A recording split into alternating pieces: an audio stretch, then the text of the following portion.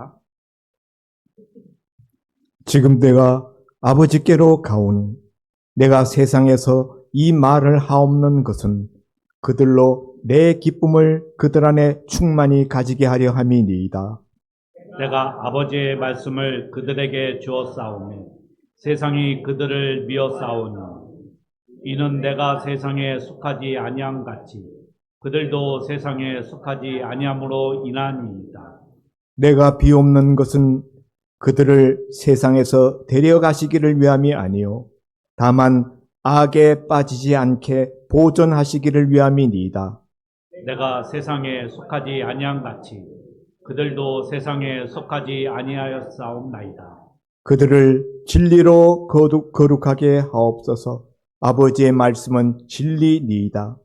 아버지께서 나를 세상에 보내신 것 같이 나도 그들을 세상에 보내었고 또 다같이 다같이 또 그들을 위하여 내가 나를 거룩하게 하오니 이는 그들도 진리로 거룩함을 얻게 하려 함이니이다. 아멘. 오늘 예배를 위하여 성가대 특송이 있겠습니다.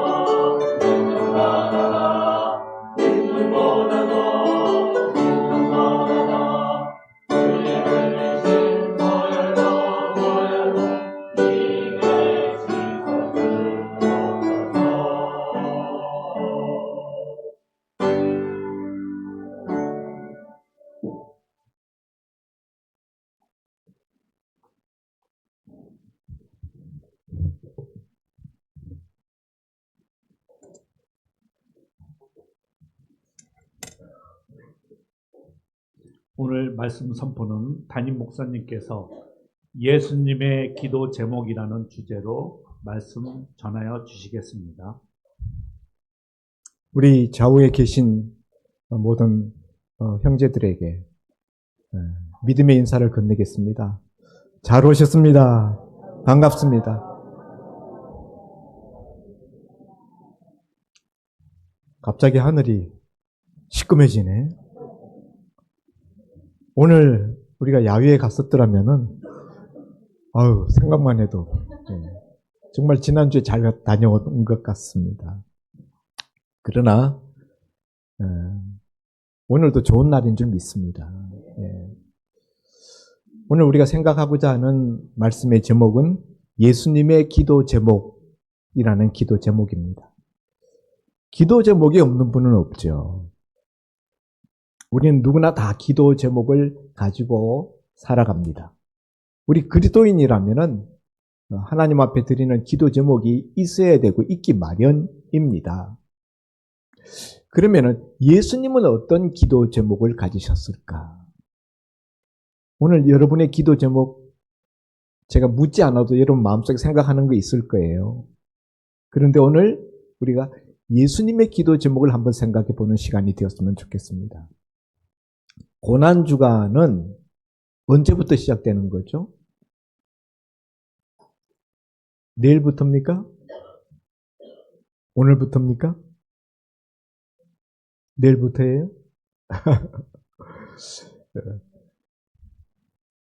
한 주간이 시작된다 할 때 월요일부터 한 주간이 시작되는 겁니까? 일요일부터 한 주간이 시작되는 겁니까? 주일부터, 일요일부터 한 주간이 시작되는 거예요. 한 주간의 첫째 날은 주일입니다. 그리고 고난주간이 시작되는 것 역시 오늘부터 고난주간이 시작되는 거예요. 그런데 고난주간의 첫날인 오늘 주일을 우리는 특별히 종려주일이라 하여서 예수님이 예루살렘에 입성하던 바로 그 날을 기념하는 그런 주일로 지킵니다. 그러나 오늘 제가 생각하고자 하는 말씀은 그 종려주일에 해당되는 그 말씀은 아니고 하도 많이 들었으니까 그 말씀을 해마다 계속 반복적으로 들었으니까 오늘은 예수님의 고난주간 중 제일 마지막 날 십자가 지시기 전날 밤 그 전날 밤에 있었던 말씀을 우리가 요한복음 17장에서 우리가 읽었습니다.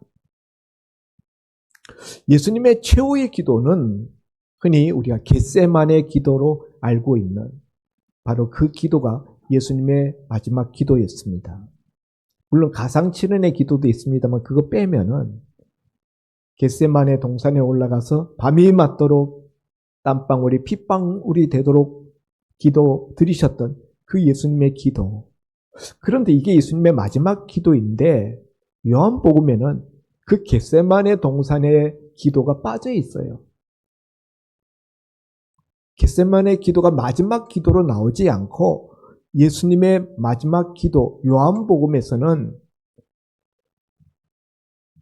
최후의 성만찬을 마치시고 성만찬 이후에 강화, 말씀을 전하시고 난 다음에 그 자리에서 기도하시는 성만찬 이후에 드리는 예수님의 기도가 요한복음에서는 예수님의 마지막 기도로 나와 있습니다. 왜냐하면 마태, 마가, 누가복음에서 겟세마네 동산 기도를 이미 다 세 제자가 언급했고 사도 요한은 마가복음 그리고 마태복음, 누가복음이 기록된 이후에 훨씬 나중에 세 복음서에 없는 빠진 내용들을 중점적으로 추려서 요한복음을 기록했기 때문에 겟세마네 동산 기도는 빠져 있습니다. 그러나 다른 복음서에 있지 아니한 오늘 최후의 만찬 석상 끝에 예수님이 드리신 이 기도가 요한복음에서는 마지막 기도처럼 기술되어 있습니다. 크게 보면 세 가지 기도예요. 첫째, 요한복음 17장 앞부분에 자신을 위한 기도. 예수님 자신을 위한 기도. 중간 부분에는 제자들을 위한 기도. 그리고 17장 맨 마지막 부분에서는 온 교회를 위한 기도. 이렇게 세 가지 기도가 예수님 기도가 나옵니다. 그런데 그 중에 제자들을 위한 기도가 6절 말씀부터 19절 말씀 사이에 기록되어져 있어요. 자, 그러니까 이제 제자들과 공식적으로 무슨 말씀을 나누시고 같이 공식적으로 기도하고 이러는 시간으로서는 지금 마지막 시간이라는 거예요. 여러분이 만일 나의 죽음이 임박했음을 절감하면서 마지막으로 하나님 앞에 여러분의 자녀들을 위해서 기도한다면은 무슨 제목으로 어떻게 기도하시겠습니까? 오늘 13절 말씀에 보면은 지금 내가 아버지께로 가오니, 예수님이 이제 곧 하나님 아버지께 간다는 거예요. 자신의 죽음이 임박했음을 실감하시면서 제자들을 위해서 지금 기도하십니다. 내가 그 입장이라면은 내가 임박한 죽음의 문턱에서 내 가족들, 내 자녀들을 위하여서 기도 드린다면은 무슨 기도를 드릴까요? 어떤 기도 제목을 여러분은 가지겠습니까? 대부분 하나님, 우리 자녀들이 제가 떠나간 이후에도 꿋꿋하게 자기 삶을 잘 걸어갈 수 있도록, 비록 부모된 나는 이 세상에 없을지라도 꿋꿋하게 잘 살아가게 붙잡아, 마음 심지를 붙잡아 주옵소서. 이 자녀들이 세상 살아갈 때 세상의 험한 풍파를 능히 견뎌 나갈 수 있는 그런 마음을 가질 수 있도록 해주십시오. 이 자녀들의 앞길에 하나님 복을 허락하여 주셔서 풍성한 하나님의 축복을 받아 누리는 자녀들 되게 해 주옵소서. 뭐 이런 기도 제목을 갖고 기도하지 않겠습니까? 그러면은 예수님이 자신의 죽음, 내일이면은 십자가에 달리시잖아요. 오늘 밤이 이제 겟세마네 동산에 올라가서 기도 드리고 나면 이제 잡혀가시는 그 마지막 걸음이 남아있는데, 그 남겨지는 제자들을 놓고 하나님 앞에 기도 드릴 때 무슨 제목으로 기도했느냐, 굉장히 중요하지 않겠습니까? 그때 예수님이 드리는 기도는 평상시에 예수님이 제자들을 놓고 기도했던 것과는 훨씬 다른 비중을 갖고 있는 그런 기도의 제목이었을 것이다 하는 것을 우리가 짐작할 수 있습니다. 그런데 오늘 우리가 그 제자들을 위한 예수님의 그 마지막 기도를 한마디로 줄이면은 그 기도 제목이 뭐냐? 뭔 것 같아요? 다 읽어봤잖아요. 뭐예요? 한 단어로 줄이면 거룩이에요. 거룩. 우리 같으면은 지금 예수님이 핍박으로 십자가를 지시는데 그 핍박은 제자들에게도 동일하게 속해 있습니다. 그리고 주님은 아버지께서 나를 세상에 보내셨듯이 나도 저들을 세상에 보냅니다. 이렇게 말씀하고 있거든요. 그러면 세상 가운데 들어갈 그 제자들, 세상으로 파송되어지는 그 제자들이 어떤 박해, 어떤 핍박을 받을 것을 예수님도 다 알고 계시잖아요. 앞에 보면은 세상이 너희를 미워하는 것은 나를 미워하기 때문이다. 내가 너희에게 하나님의 말씀을 주었으므로 세상이 너희를 자기 것이 아닌 줄 알고 너희를 미워한다. 이런 말씀을 하셨어요. 그러므로 이런 제자들, 박해 속에 던져지게 될 그 제자들을 하나님 이 핍박 속에서 그들을 지켜주십시오.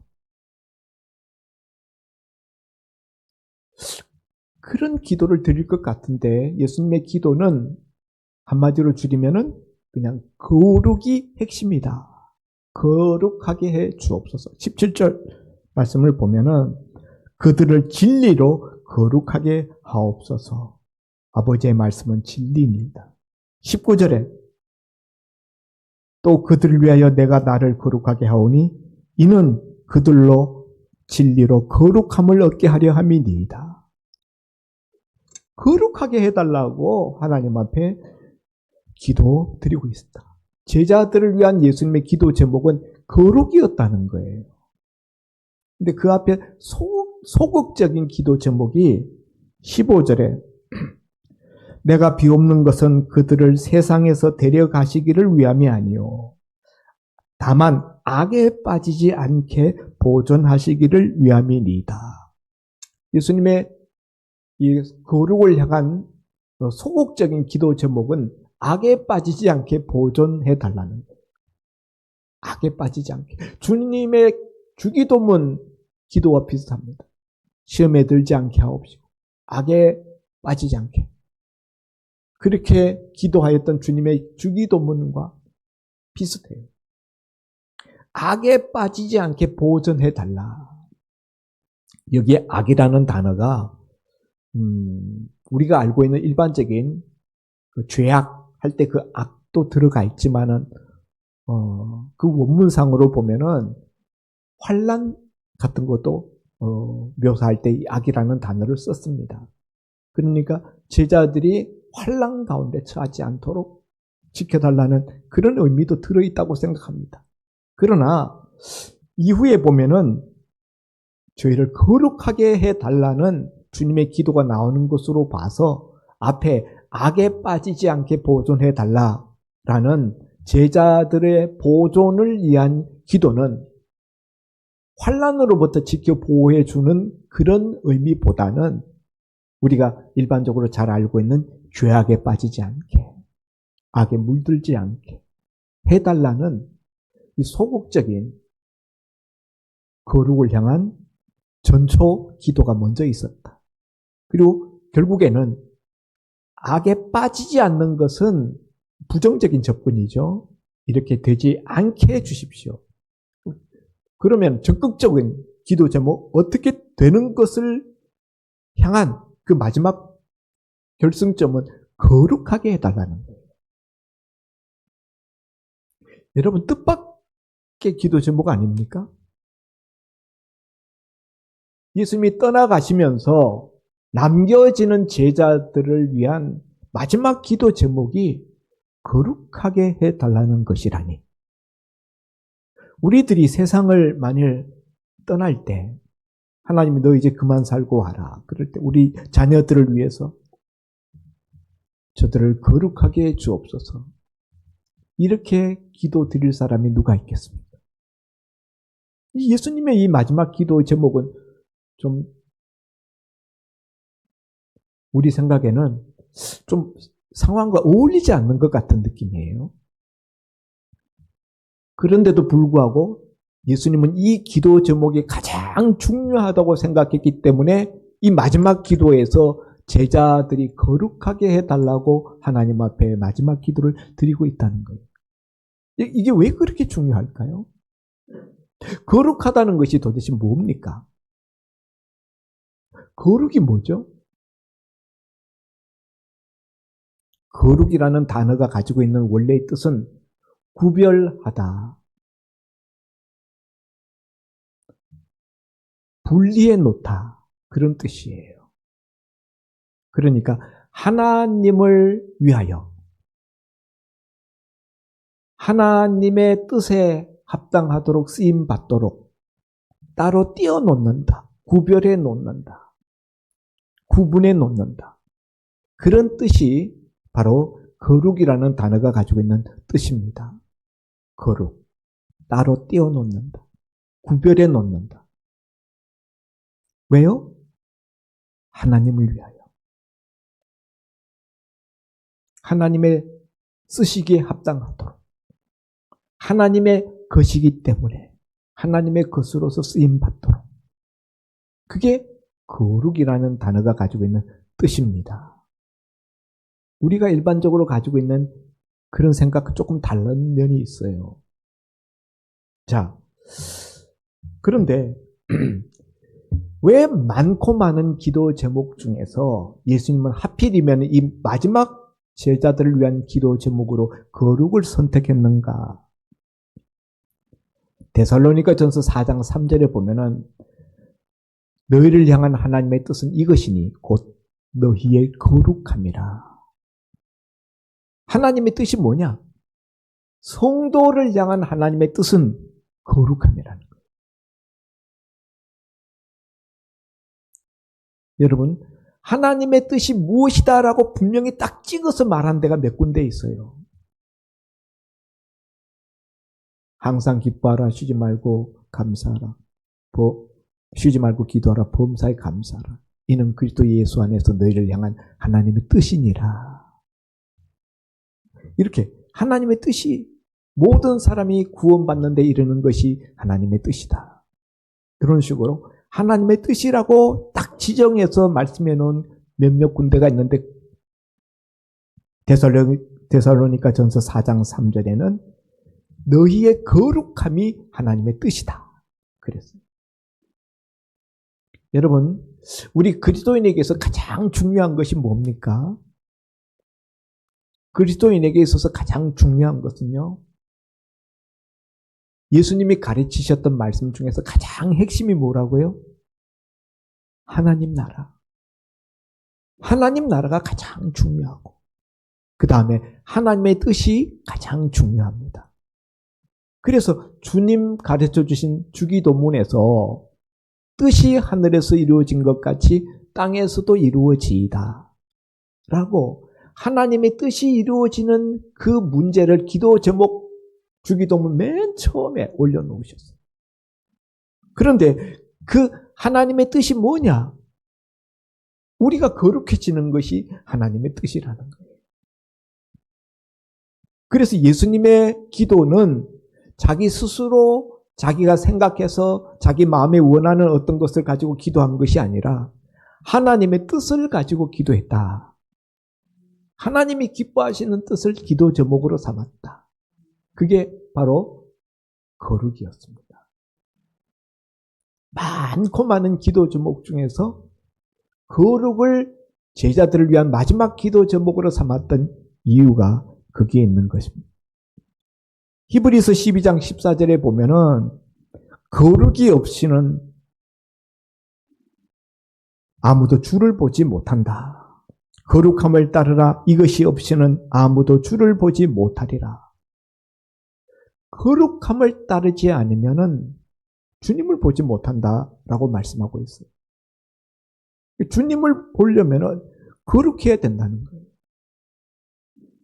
예수님과 동행하려면은 거룩해야 된다는 거예요. 주님은 십자가 지시고 떠나시지만은 주님과 동행하려면은 어떻게 해야 돼요? 거룩해야 돼요. 성령님이 오셔서 제자들과 함께 하려면은 그래서 제자들을 위한 마지막 기도에서 주님은 거룩함을 위하여서 기도했다. 또 이제 이 제자들은 세상으로 파송되어져 세상에 들어갈 제자들입니다. 18절 말씀에 보면은 아버지께서 나를 세상에 보내신 것 같이 나도 그들을 세상에 보내었습니다. 세상에 보내신 주님의 제자들, 하나님의 사람들. 세상에 보내질 때 세상 사람들과 똑같아서는 안 돼요. 세상 사람들과 다른 무엇인가가 있어야 되는데 그게 뭐냐? 그게 바로 거룩하다는 거예요. 하나님의 쓰시기에 합당하도록 따로 띄워놓은 것, 구별해 놓은 것, 그게 거룩이다 그랬잖아요. 세상 속에 있는 하나님의 것, 그 하나님의 것이 되려면 거룩해야 돼요. 그리스도인이 세상 사람들과 구별되는 것은 무엇으로 구별되는 것인가? 주일날 교회에 왔다 갔다 하는 것으로 구별되는 것이 아니라 거룩함으로 구별되어야 된다. 거룩함. 그리스도인의 표지. 그리스도인이 다른 이 지구상에 사는 다른 종족이라는 것을 나타내는 증거가 되어야 된다는 것입니다. 그런데 여러분, 이 거룩이라는 것은 우리가 스스로 거룩하게 할 수 있는 것이 아니에요. 거룩은 근본적으로 사람에게 있는 것이 아니라 하나님의 것입니다. 하나님의 속성이에요.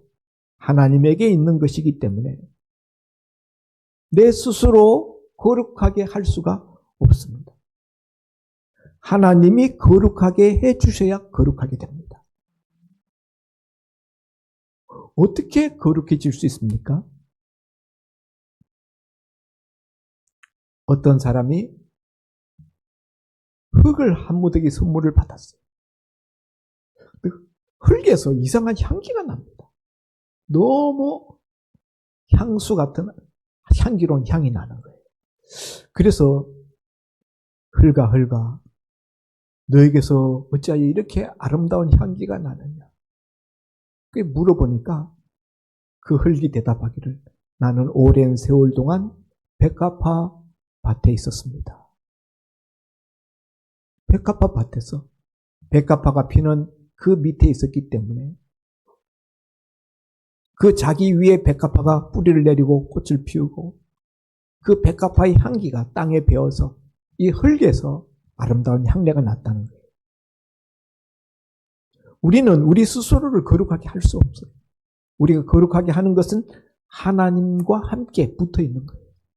하나님께 접붙여져서 하나님과 함께 오랜 시간 있을 때 하나님의 거룩이 우리에게 전염되어지고 하나님의 거룩이 우리에게 묻어나게 되는 것입니다.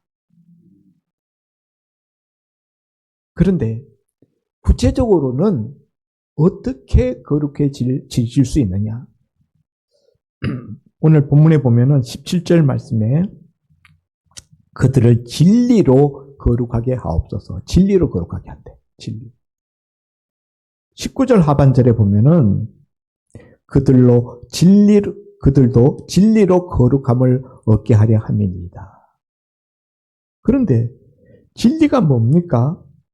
17절에 보면은 하반절에 아버지의 말씀은 진리니이다. 하나님 아버지의 말씀이 진리예요.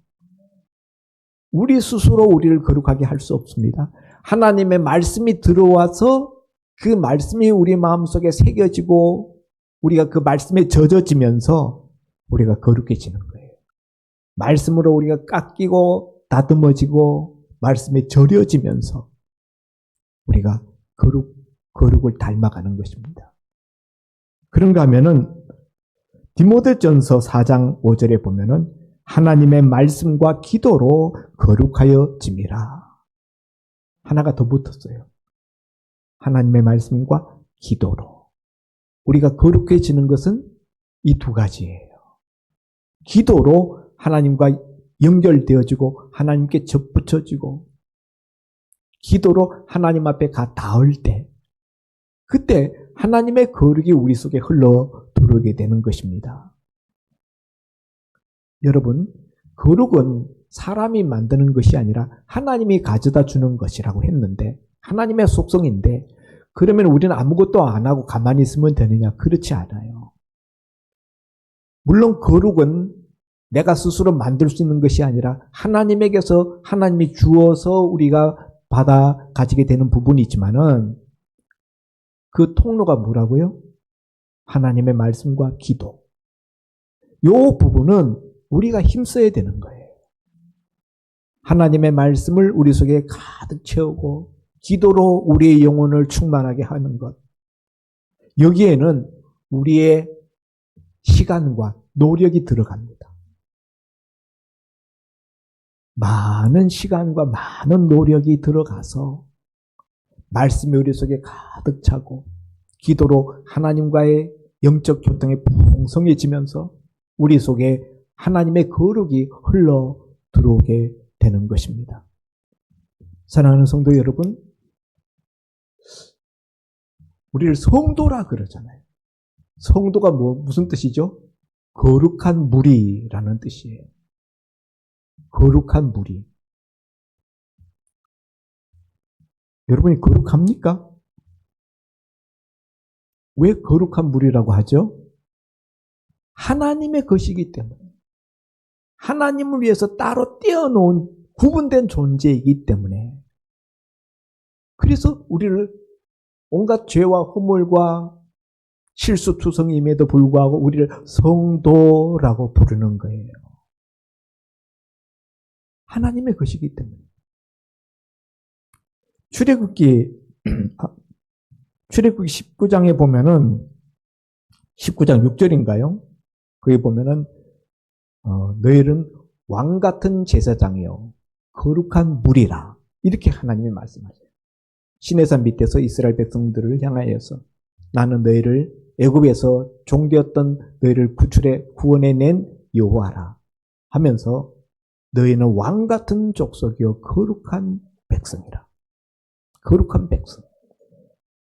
그런 점에서 우리가 성도 거룩한 무리라는 것입니다.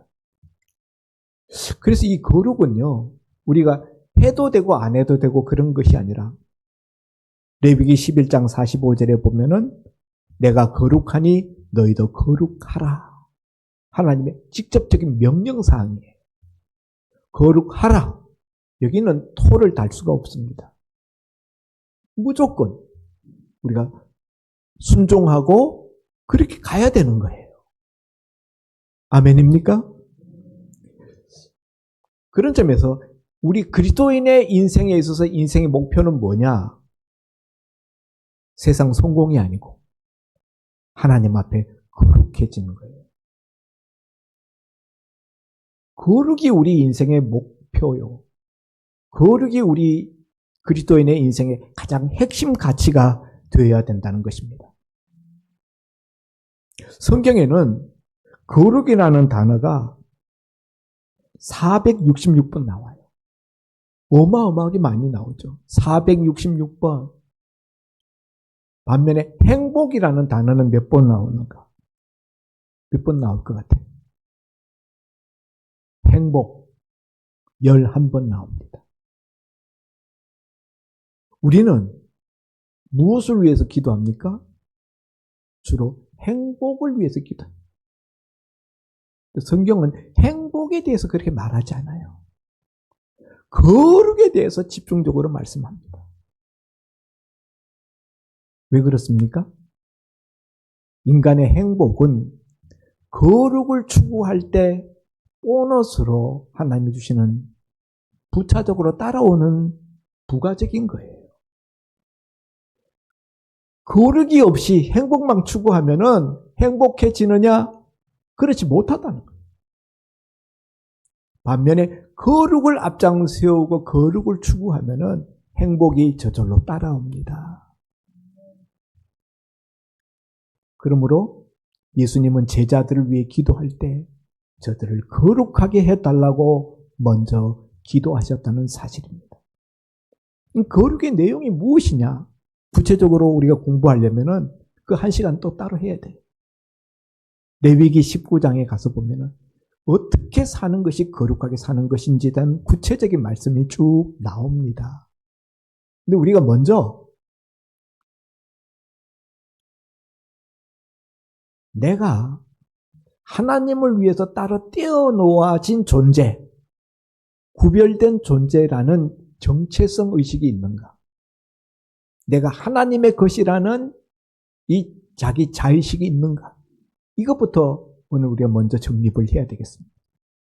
성경은 우리를 거룩한 무리, 성도라고 부르는데 내가 과연 나는 하나님을 위해서 따로 떼어내어진 존재, 하나님의 것이라는 이 확실한 의식이 있는가? 이 정체성. 이게 없는 성도, 이게 없는 교인들이 너무 많다. 그러니까 세상 나가서 살 때 세상 사람들하고 똑같이 사는 거예요. 나는 구별된 존재라는, 나는 하나님의 것이라는 이 의식이 없으니까 그냥 사는 거예요. 세상 사람들하고 똑같이. 그러니까 그런 사람들로 모인 교회는 세상 조직과 하나 다를 바가 없는 거예요. 사랑하는 성도 여러분, 어느 날 교인들이 거룩에 대해서 무관심합니다. 기도할 때 거룩하게 해달라고 기도하는 분이 있습니까?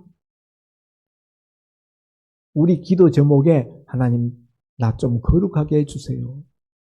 그렇게 기도해 보셨습니까? 예수님은 이 문제를 그렇게 중요하게 생각하시고 하나님 앞에 마지막 유언과 같은 기도에서 거룩하게 해달라고 기도하는데 우리는 이 문제에 대해서 한 번도 기도 안 하고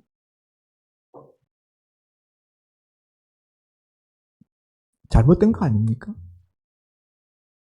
거룩해야 예수님과 동행하고 하나님이 함께 하시고 하나님이 능력 가운데서 역사하시는데 그건 다 빼먹고 그냥 뭘 달라고만 해. 그 기도가 응답되겠습니까? 기도 제목 바꿔야 합니다. 하나님, 우리가 거룩하게 해 주옵소서. 내 삶의 인생 목표는 지금부터 거룩입니다. 거룩해서 하나님과 동행하는 것, 그게 제 인생의 가장 큰 핵심 가치요. 제 인생의 성공인 줄 믿습니다. 하나님, 제가 하나님과 동행할 수 있는 거룩한 사람이 되게 해 주옵소서. 거룩을 놓고 씨름하시기 바랍니다. 예? 관심사를 바꾸시기 바랍니다. 세상 성공, 세상 행복이 아니에요. 우리는 다른 종자입니다. 우리는 다른 족속이에요. 세상 사람과는 다른 우리는 하나님의 족속이요. 하나님의 거룩한 백성, 하나님이 따로 떼어놓은 무리예요. 그렇게 자의식을 가지고 그렇게 살려고 몸부림쳐야 합니다.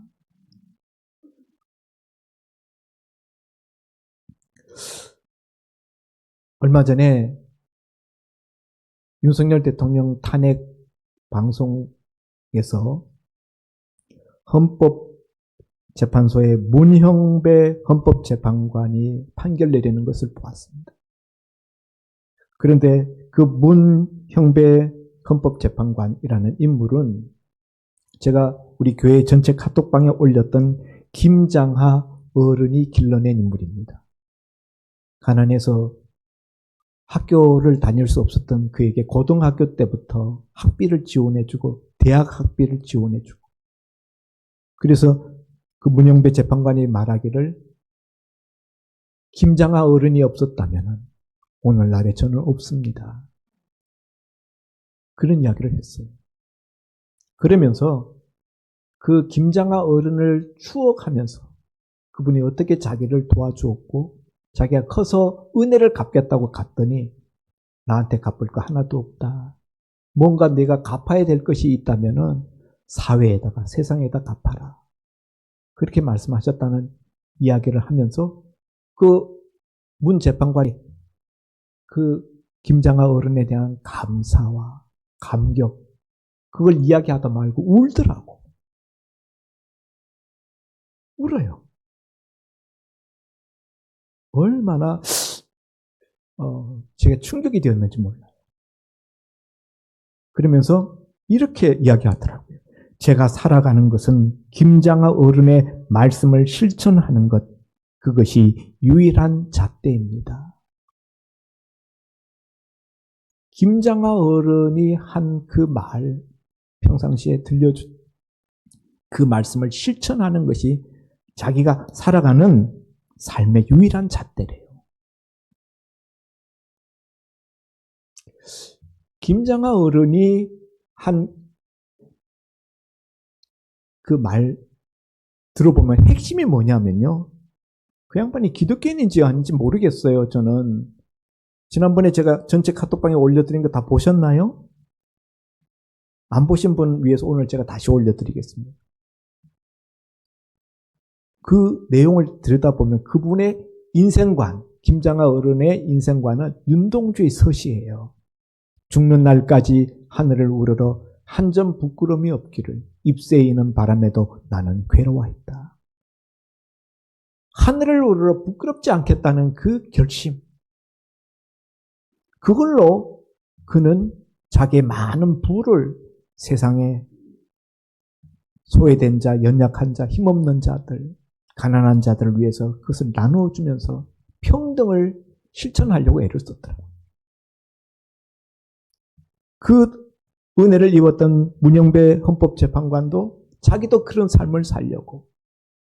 그래서 전 재산이 4억이 안 된대. 그 어르신의 말씀, 평균적인 삶을 살겠다라는 그 결심을 하고 재산을 모으지 않았다는 거예요. 그 누가 질문을 하더라고요.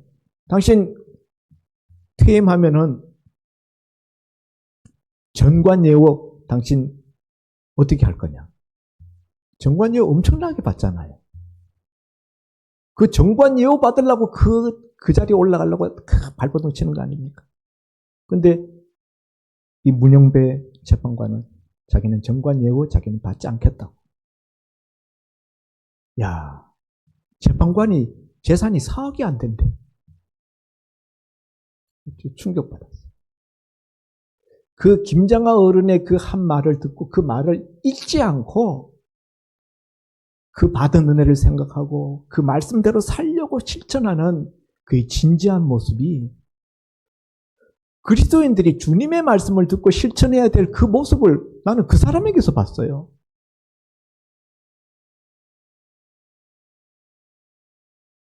오늘 우리가 예수님의 십자가에 죽으심으로 말미암아 우리를 거룩하게 하시는 주님의 은혜를 우리가 입었는데 그 은혜를 입은 우리가 주님이 우리를 위해서 거룩하게 해달라고 기도하는 주님의 그 기도를 우리가 잊고 그것을 도외시한 채로 우리가 딴 데 정신이 팔려서 살아간다면 얼마나 부끄러운 일입니까? 오늘 주님의 마지막 기도, 문영배 재판관이 김장하 어르신의 말씀을 마음에 새기고 그 말씀 붙들고 자기 인생의 유일한 잣대로 살았다고 하는데 우리 인생의 유일한 잣대는 주님의 말씀인 줄 믿습니다. 주님의 뜻인 줄 믿습니다. 내가 거룩하니 너희도 거룩하라. 저는 출애굽기 3장 말씀을 읽다가 시내산 불 붙는 떨기나무 가운데서 모세가 부르심을 받던 그 장면 말씀을 읽다 제 마음에 느낌이 와가지고 그 은혜를 받고 그날 이후로 제가 주일날 강단에 서기 전에는 꼭 집에서 발을 씻고 나온다고 이미 열애 전부터 말씀을 드렸습니다. 제가 한 10년 되는 것 같아요. 전 매 주일 강단에 서기 전에 양말을 벗고 발을 씻으면서 내가 거룩하니 너희도 거룩하라. 하나님, 저를 성결하게 거룩하게 해 주옵소서. 오늘도 거룩한 발로 강단에 서게 하여 주옵소서. 그렇게 기도하는 마음으로 발을 씻고 매주일 강단에 섭니다. 여러분, 그때 제가 초청했습니다. 말씀을 들으러 나오는 자리에 주일 아침마다 나와 같이 발을 씻고 나오는 분들이 있었으면 좋겠다. 모욕은 못해도 발만이라도. 몇 분이나 그렇게 하고 계신지 모르겠어요. 마음이에요. 거룩하고 싶어하는 마음. 아멘입니까? 기도합니다. 아버지 하나님, 오늘 예수님의 겟세마네를 향하기 직전 제자들을 위한 최후 기도, 그 기도 제목은 뜻밖에도 제자들의 거룩을 위한 기도였습니다. 이것이 왜 그토록 중요했는지 우리는 이 시간 말씀을 나누었고 우리가 거룩해지려면 어떻게 해야 되는지 말씀과 기도로 우리가 시간을 들이고 노력을 쏟아야 될 것을 말씀을 통해 나누었습니다. 듣고 흘려버리는 자가 되지 말게 하시고 들은 말씀대로 실천해서 살 수 있게 하여 주옵소서. 예수님 이름으로 기도하옵나이다. 아멘. 말씀 감사드립니다. 찬송가 463장 부르면서 봉헌 드리겠습니다.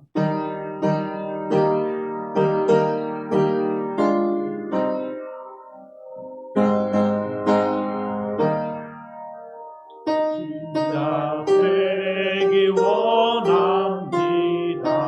진심으로 진짜 되기 원합니다.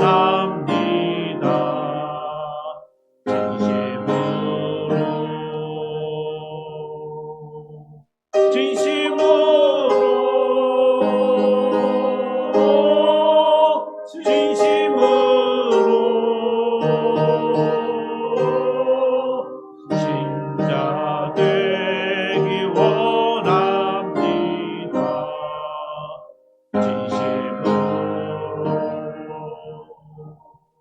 사랑하기 원합니다. 진심으로 사랑하기 원합니다.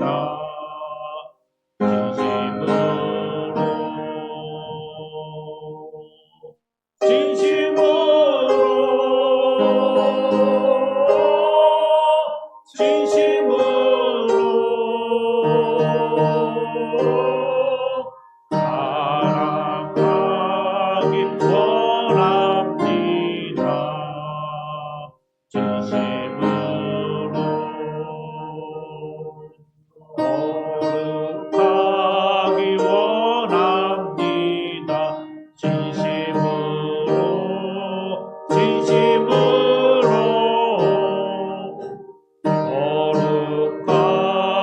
원합니다.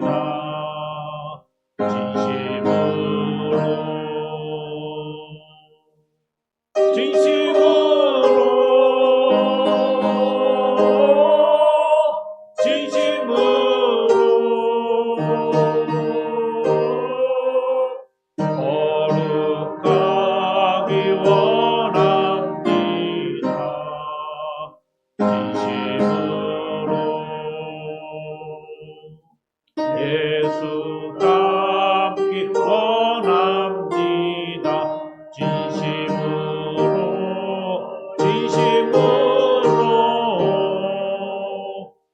예수 닮기 원합니다.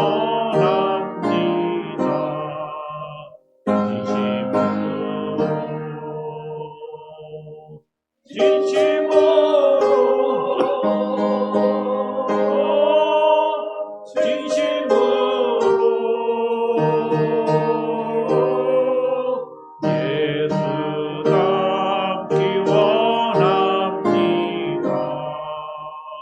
진심으로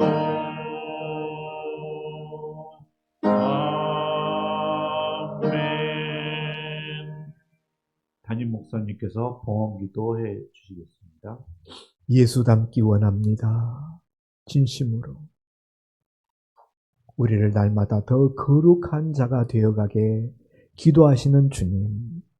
주님의 그 기도에 부응하는 종들이 되게 하여 주옵소서.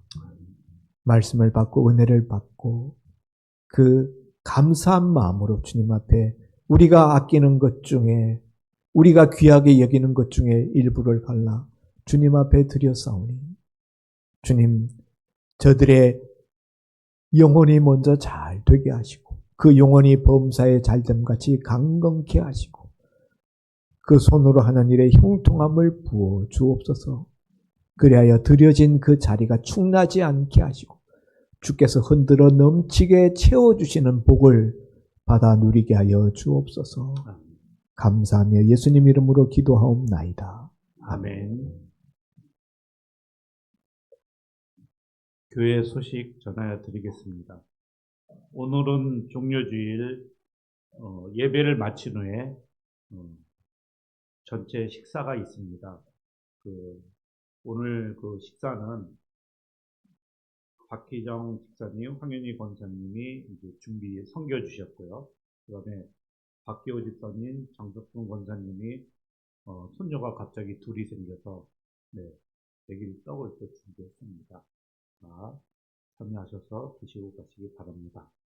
그리고 이번 주 시작되는 내일부터 식사일 월요일부터 금요일까지 고난주간 저녁 기도회가 있습니다. 매일 저녁 7시에 수요일 날도 저녁 예배가 7시입니다. 그래서 참여하셔서 기도와 또 말씀을 통하여 오늘 말씀하신 우리 운하 소망교회 성도님들 거룩해지시기 바랍니다. 그리고 다음 주 주일은 부활절 주일로 모시겠습니다. 그리고 성찬 예식이 있습니다. 다들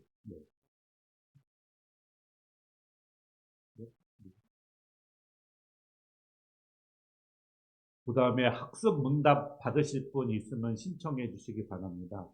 그 대상이 우리 교회에 나오신 지 6개월 이상 되신 분 중에 아직 세례를 안 받으신 분은 문답을 먼저 받으시기 바랍니다. 그리고 다음 주 주일 부활절 식사는 사조가 준비해 주시겠습니다. 목사님, 오늘 또 예배에 함께 해주신 또 새로 나오신 우리 성도님들, 우리는 거룩한 우리 성도입니다. 한 주간도 그런 주간을 통하여 또 거룩해지시고 한 주간도 쭉 은혜 가운데 고난 주간을 함께 하시기 바랍니다. 다 같이 일어나셔서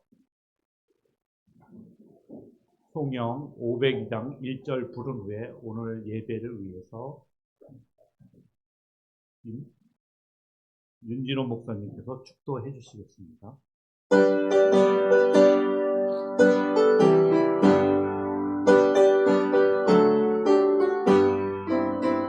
빛의 사자들이여 어서 가서 어둠을 물리치고 주의 진리 모르는 백성에게 복음의 빛비춰라 빛의 사자들이여 복음의 빛비춰라 새로운 밤 밝게 비춰라 빛의 사자들이여. 말씀이 육신이 되어 이 땅에 오셔서 십자가에 달려 죽으시고 장사되셨다가 사흘 만에 부활하시고 하늘로 승천하셨다가 다시 오실 우리 주 예수 그리스도의 은혜와 하나밖에 없는 독생자 예수님까지 아낌없이 주시까지 하신 우리 하나님 아버지의 만극하오신 사랑하심과 성령님의 내주 교통 충만 역사 인도하심이 오늘도 담임 목사님의 말씀을 듣고 거룩하게 되기를 힘쓰며 날마다 주님의 뜻을 온전히 이루어드리며 살기를 원하는 우라소목교회 모든 사랑하는 성도님들과 그 가정과 직장과 사업과 하시는 일들과 자자손손 위에 이제부터 영원까지 함께 있을지어다. 아멘.